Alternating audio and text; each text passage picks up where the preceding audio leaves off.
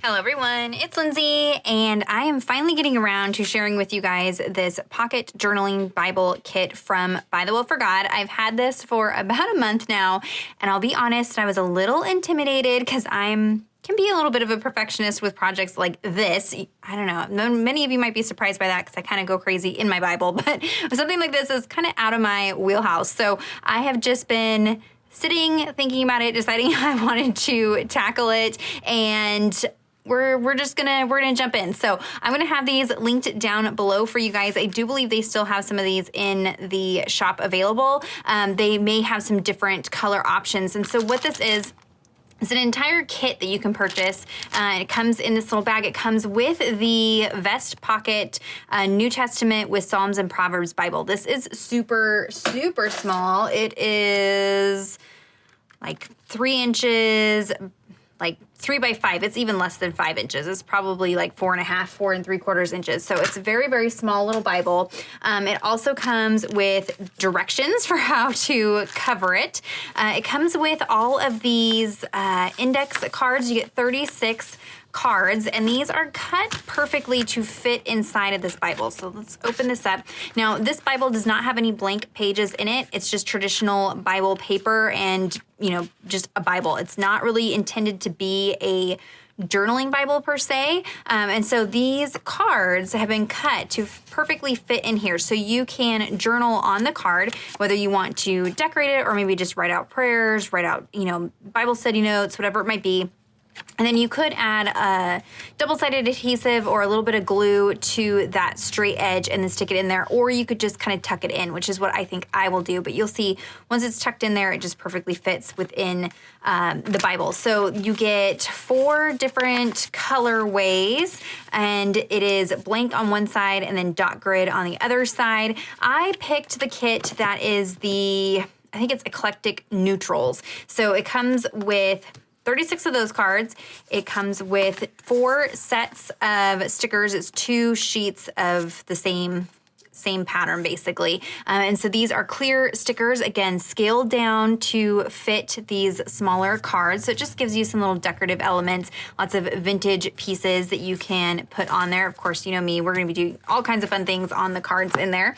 And then it also comes with some fabric so that you can fabric wrap the Bible. So depending on which colorway you pick, your fabrics are going to be different. And even within those colorways, the fabrics are going to be different. They're just going to be randomly picking colors or fabric swatches to stick into these pocket Bible kits, which is kind of fun. You don't know what you're going to get until you get it. You get what you get, you don't throw a fit. That's the saying at my house. So you get 2 of these larger pieces, kind of gives you some options for which one you want to wrap the Bible in with the main fabric. I love this bird one. However, when I went to put it on here, you'll see you get bird butt on the front and then bird face on the back. So I'm actually gonna be using this for something different. I'm not quite sure yet. I'm for sure gonna be using this fabric because it's very, very, very pretty, but it wasn't gonna quite work for this particular project. I mean, you could position it, maybe a few different ways. You could make it work, but I'm gonna save that one because I wanna use it in its entirety. So I'm gonna use this one here. This is some fabric from Tim Holtz line of fabric, and it just has, if you're familiar with Tim Holtz and all of his just eclectic vintage goodness, you're getting that in fabric. So this one I especially love because it's got this railway express agency. My family has I have a lot of family members that worked for the railroad for many, many years. Many of them are retired from the railroad now. So I love that I'm going to have just that little, piece on there, kind of a nod to that. I love the color purple. So I like that there's a little bit of purple in there. And of course, just vintage grungy goodness. So we are going to wrap this little Bible in fabric. It also comes with, just some other pieces. So whether you want to wrap it this way, we're going to be doing some fun ones or some fun things to kind of dress this one up, which I will show you. I also got this piece here as a longer piece. So you could use this to kind of wrap it and then tie a bow. So then that would close the Bible. I am not going to do that with this particular Bible. I'm going to save this and use it maybe for some tabs or clippies or something like that. It's super cute with the kind of music notes. Again, that vintage yumminess. So you can use everything that's in there or just bits and pieces. I'm actually going to bring in a little bit of ribbon, and I'm actually going to tint this. this. So I got this from Walmart, and they had very, very, very, very limited selection at my Walmart. So I got this one, but it is white, and you can see the rest of this is more, vintage tone. So I'm actually going to color this with some distressed spray stain and antique linen. Now just keep in mind that this is a water reactive, non-permanent spray stain. So I mean, if that bothers you, if you're worried that if your Bible was to get wet or something that this is going to run, maybe try doing something different, maybe actually dyeing it or buying the ribbon in the color that you want. But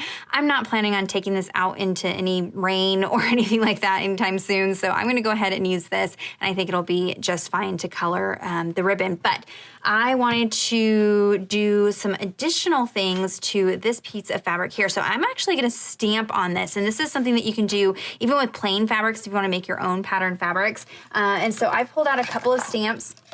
I have this one here that we got at the retreat that we had a few months ago back in North Carolina. So this isn't something that you can purchase, but you could use any scripty stamp. This one was done by Taryn's grandfather. It was wonderfully made handcrafting's grandfather actually wrote out this 2 Corinthians 4:17 through 18.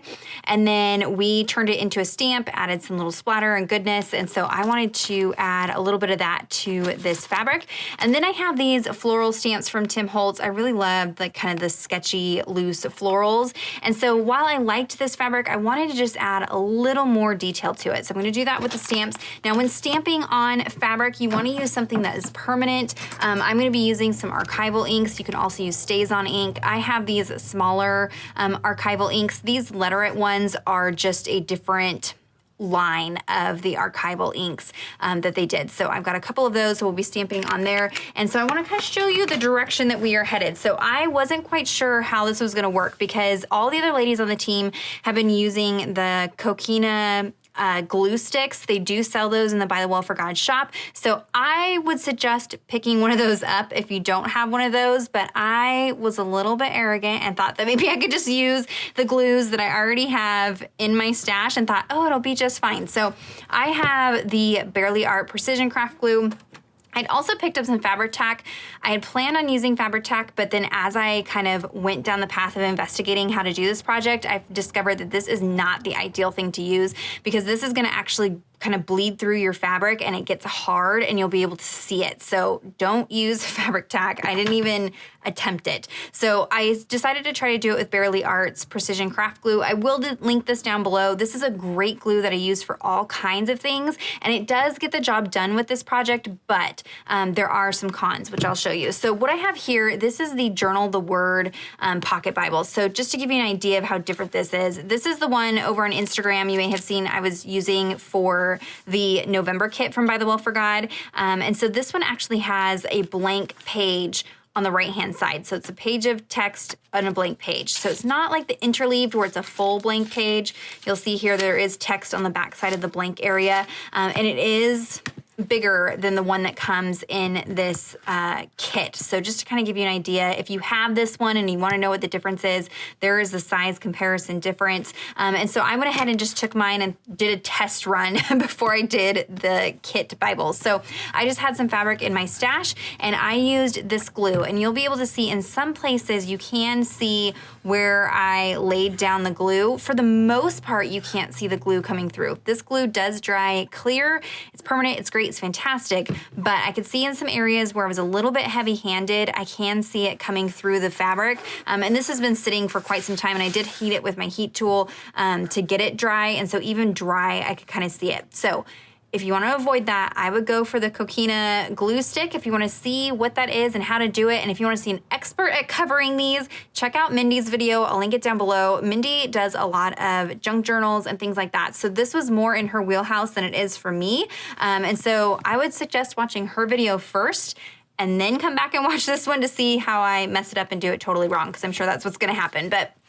And so we're gonna wrap this, and then this kit does come with the inserts so that you can cover the inside, because what's gonna happen is as we add the fabric, you're gonna have like a rough edge. So the kit does come with, cardstock inserts to cover that up, which is great. And so I did the same thing in this one. I just cut out some cardstock and it got the job done. It worked fine with this glue, but it's not the best glue to use for it. But if you have this on hand, and you want to, if you're okay with it peeking through in some places, then fine, go for it. But if you are a perfectionist or if that's going to bother you or you're worried about it being too much and possibly ruining it, then go ahead when you get the kit, just order one of those glue sticks while you're at it. That's going to be the better glue to use. So we are going to go ahead and assemble this. Like I said, I'm going to do things a little bit differently than some of the other ladies did. We're going to, so if you've watched their videos, I am going to do some different things to mine and how I assemble it. So if you want to see how that is, I'm going to go ahead and put you guys on fast forward and we will cover this little pocket Bible. Okay, so future voiceover Lindsey, spoiler alert, this totally turned out amazing. So let me show you how I put it together. So I'm starting with this smaller piece of brown fabric, and I'm going to use this as kind of an accent piece around the binding of the Bible, and it's going to kind of wrap around to the front and back, but it came over a little more than I wanted it to. It was almost coming over like to this, like half of the front of the Bible, and that was just too much. So I'm going to cut down this piece just a little bit. I end up taking off about 3/4 of an inch or so, and I'm not sure if all these pieces in the kits are cut exactly the same. I think everybody gets something a little bit different. So I'm just adjusting what I have in my kit. And now you can see it just takes up, I don't know, like a third of the Bible. And we're going to do some stamping. So I've pulled out a few of the different florals on this from this stamp set. Now, I fuss with this quite a bit, but in the end, you don't really see a whole lot of this. It ends up just becoming more of a texture than anything else. So this was an excessive amount of fussing that it didn't need to happen, but I don't know that yet. So I'm going to ink this up with some ground espresso archival ink. Now, these would be better to do with the full size archival pads. These little pads are not quite big enough for these larger stamps. Archival ink dries pretty quickly, so I'm having to ink this up very fast and turn it over and stamp very fast. It's almost drying as I'm inking up the stamp. So I get it on there, stamp it down, and you can see it's just very faint. And actually, this is still wet. So as it dries, it even more becomes like a tone-on-tone type effect on this background. You could stamp with black, but I didn't want to go that much contrast because most of the fabric and colors that I'm using are in browns and kind of that antique-y, creams and things like that. So I didn't want to go with the stark black. So we're going with the ground espresso. And I turn that over and you can see it's just really adding texture to it. And now we are going to stamp the scripty font stamp. And I'm using Plum archival ink. It's this really, really, really deep reddish purple. There was the same color in that kind of ledger fabric, and so I'm going to pull that into here. It's also my favorite color, so I wanted to pull a little more of that in there. So again, you're not really going to be able to tell what this is. It's just adding some interest to that fabric, and you can see that there. I slowed it down. It really made a big difference with that fabric. So I've laid that down on the center of the main piece of fabric that I'm going to be using, and I'm just fussing. I'm just making sure that everything is lined up and even, and then I'm actually going to take this over to my sewing machine and stitch, and I left myself, quite a bit of a margin there, and I want that so I can do this. I'm going to distress this fabric. Over time, it would distress on its own, but I'm just going to go ahead and speed up the process. So typically, you don't want to do this when you're sewing. You would fold it over and hem it so that it doesn't fray like this, but I want the frayed edge. So I'm just pulling threads out and getting it to fray, and it will fray up to the point of where it is sewn, and then it should stop. We'll see. I don't know. Time will tell, but it should stop once it hits that stitch line. So I just do that on both sides, and you can see I'm just roughing it up, pulling those threads out. And then now I can start assembling the Bible. And I fuss with this way more than I probably needed to. I was just so nervous. It's like once you glue it down, you're committed and you're stuck with it. So I'm just trying to get it so it's as even as possible. Somewhere, I don't know whether I didn't cut quite even enough or sewed even enough. The back ends up being a little wonky, but that's okay. It's on the back. But I'm just using some bulldog clips and some binder clips to hold this together, hold it in place. I'm trying to make sure that the fabric that I use, so the stamped fabric, I'm wanting that evenly wrapped around the binding of the Bible, so that you wouldn't have to worry about that as much if you didn't have that panel on there. If you're just covering it in the one fabric, you don't have to fuss as much. It's easier to just get it on there. It doesn't have to be perfect. So here I'm just eyeballing over and over and over again, putting the clips on, taking the clips off, putting the clips on, taking the clips off. All this just to make sure that it is even before I start gluing. You know, I had a hard time committing with this one, but now I can go ahead and work one section at a time.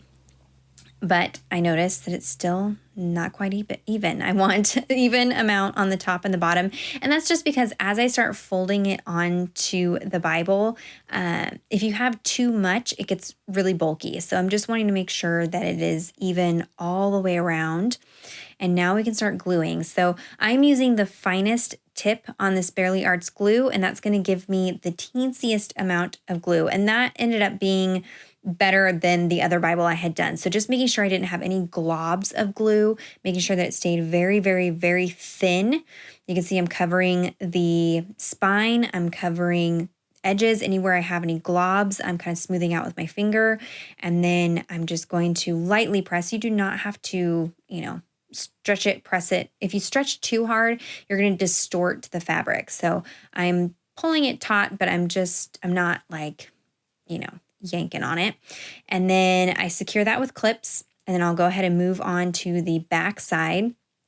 Again, adding it to the other half of the spine. This may all look familiar other than the type of glue, because I'm basically copying Mindy exactly how she did it, because hers turned out really well. And so rather than try to pave my own way and do my own thing, I just went with how she did it. And in the end, it worked out. So thank you, Mindy. Thank you for paving the way. So now I'm just holding everything together with clips. This glue dries. It sets up within 5 minutes. It takes full 24 hours to cure. But within 5 minutes, it's stuck together. It's not really going to move anywhere. And so it doesn't take very long. I'm able to kind of move along through this process pretty quickly. Overall, it took me just over an hour to put this together, and it wouldn't have taken that long if I wasn't as fussy about it, if I just sat down and did it and didn't try to be too perfect. So now that the outside has pretty much set, I can start working on the edges. So the instructions tell you that you need to trim right here so that a piece can go down into the spine, and then the other edges can wrap onto the front and back cover. So I'm actually making 4 cuts. I'm making 2 so that there's a panel that can tuck down into the spine, but I found that I needed to make another small little strip to kind of accommodate for the book block, the block of pages. It just wasn't, I don't know how to explain it unless you're actually working with it, but it needed those extra little cuts. You can make several cuts. It doesn't matter. It all just gets tucked away and you don't see it. So I'm just using a bone folder now to tuck this little tail down into the spine. The book pages are kind of away from the spine on this Bible, and so there's a gap down the spine, so you can do this. So I'm just using, adding glue to the fabric and then using the bone folder to kind of tuck it down in there. There are 2 layers of fabric, because remember, we have that stamped panel that was sewn over the top of the main fabric. So this is going to be different than how Mindy did hers, just because I have 2 layers of fabric. So I need to make sure I'm just gluing all of that. But here you can see I'm making 4 little cuts. So in that center wider panel, I'm actually going to trim down. You'll see I kind of stand it up here. I'm going to trim it down so it's shorter. That's just so I'm not shoving quite as much fabric down into the spine, because we're going to be adding something to that in the end. And so I just want to make sure I have as little fabric in there as possible. But this glue adheres really, really well. So it doesn't, I'm not worried about it coming apart. And you can see I did make a couple more little snips into that panel. That just makes it so it's easier to stuff down in there. Again, you don't see that. You're just snipping right up against, like snipping down in towards the Bible, not past the Bible, if that makes sense. And so it just all kind of gets wrapped in there. You don't see those cuts. It's all smooth on the outside. So now you can see it's all tucked down into the spine.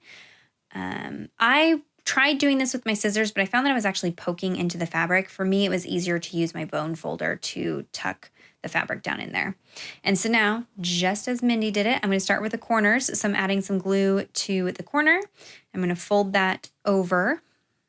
With square edges, you would actually trim the corner down so you don't have as much fabric, but the rounded corners, it's easier to do it this way. I have covered square-edged books with fabric and paper and things like that. I decoupaged it, so I was familiar with this step. So then now we're going to work with the side panel, so adding some glue down onto there. And again, it doesn't take very long for this glue to set, so I'm just kind of working it, pressing it into the Bible. And then here where there's a fabric overlap, I'm just going to add a little bit of that glue to that and get that to stick down.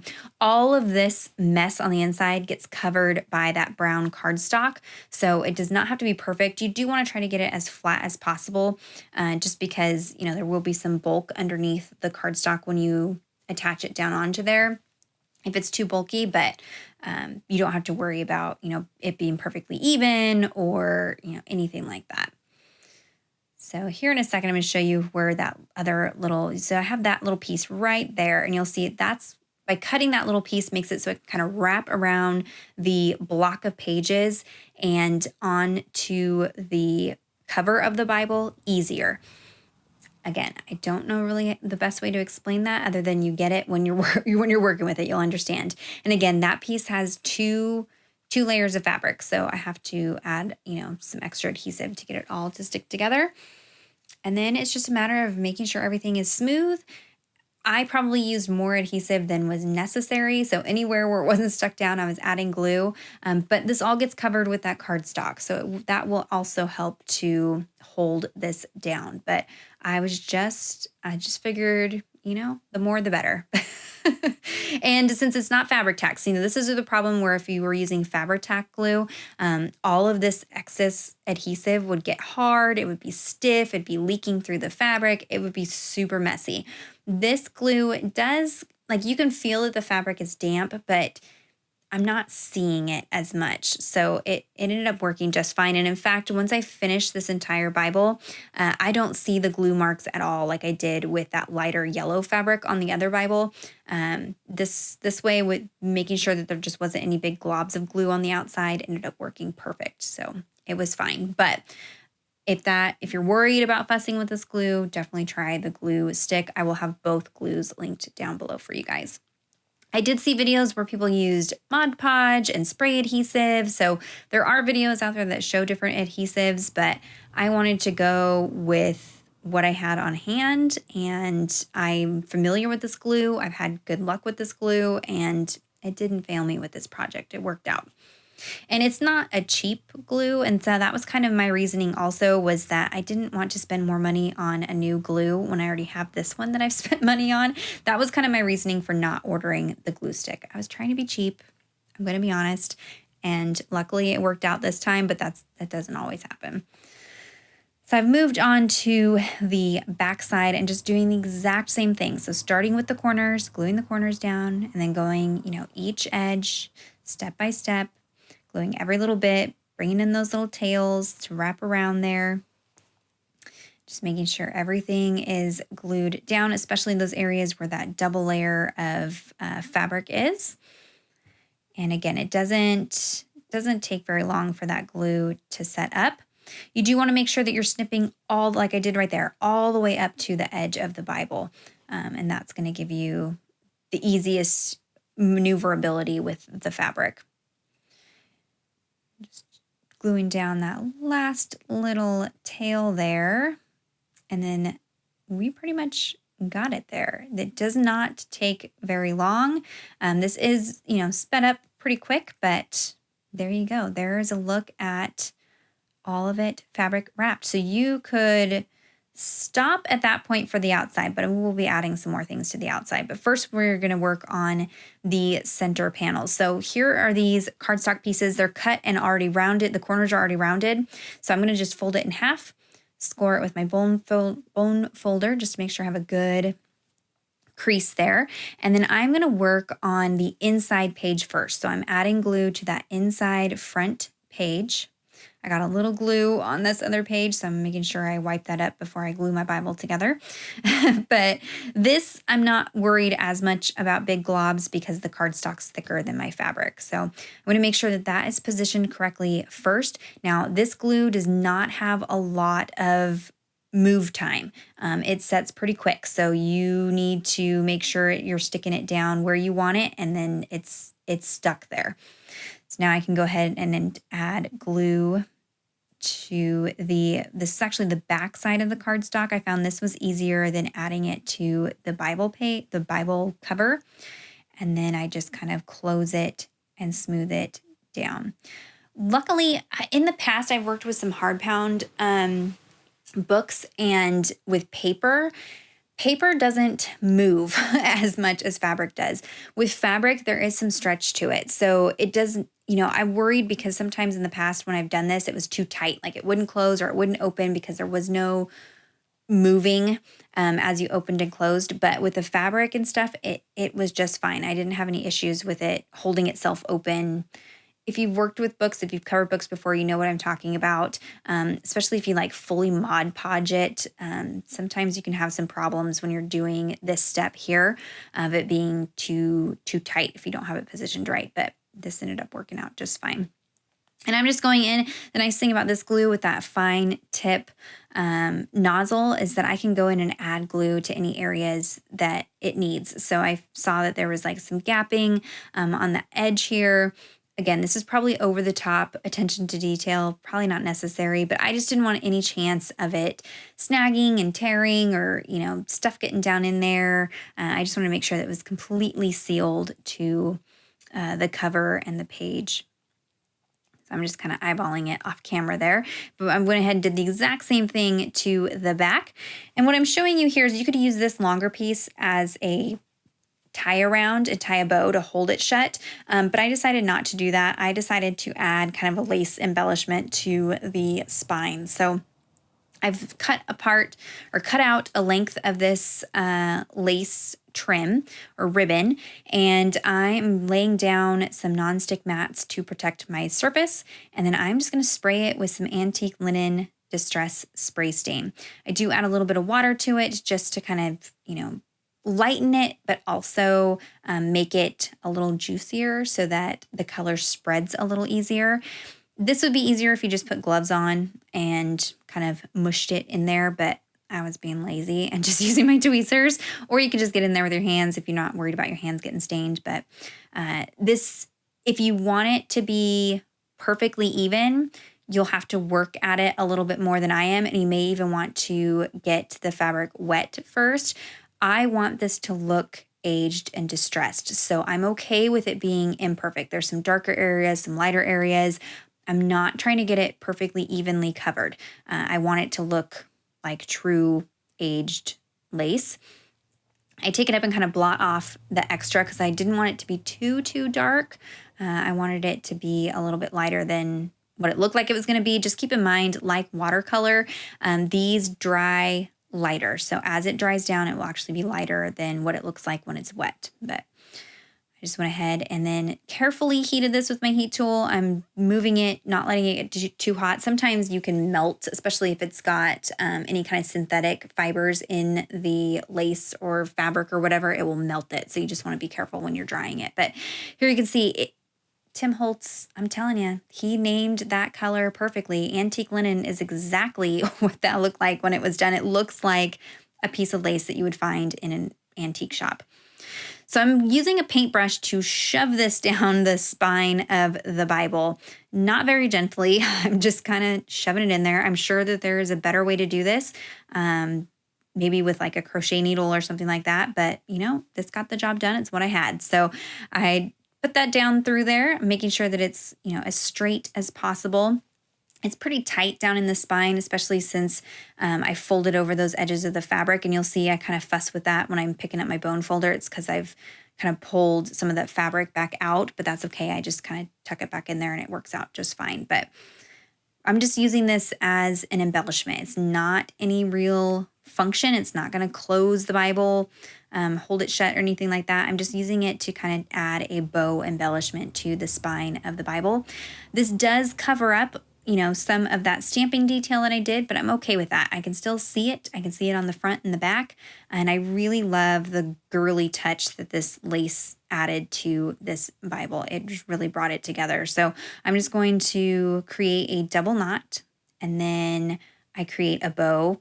Everybody's got different ways that they do bows. I kind of find it better to do the double doggy ear way. That way my tails are kind of sitting right. I don't know.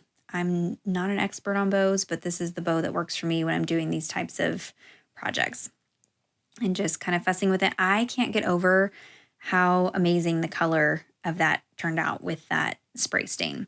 But just again, keep in mind, it's not permanent. Those are water reactive, so you don't want to get this wet or it will, you know, mess up. But here's a look at the finished Bible. I absolutely love how it turned out, even better than I imagined it would.